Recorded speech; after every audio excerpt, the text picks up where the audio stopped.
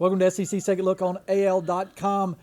Alabama coming off a huge win over Texas A&M, and now, Mike Hernan, looks like they may be the favorite in Vegas to win the national championship despite one loss already to Ole Miss. What do you make of that?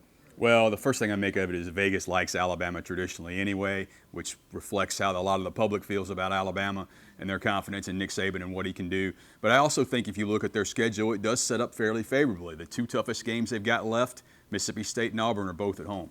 And both of those two teams, Alabama at 6-1 to win the national championship. Mississippi State follows Florida State in third. Auburn at about 12-1. What do you think of the Bulldogs? I mean, they're the number one ranked team in the country, but not the favorite to win the national championship. Well, it probably goes back a little to past history and the fact that they're new in this situation, and you wonder, can they carry on what they've started? But if you see what they've done on the field, certainly they're capable of beating anybody. They have their own destiny in their hands. I really think that game at Tuscaloosa is going to be the key for them. Here's a fastball for you here, Mike. More likely the national champion to come from Alabama or Mississippi?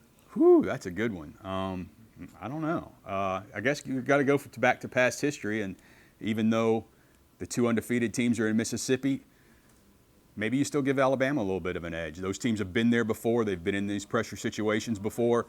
Alabama's got State at home and Auburn at home. Auburn certainly was there last year, itching to get back.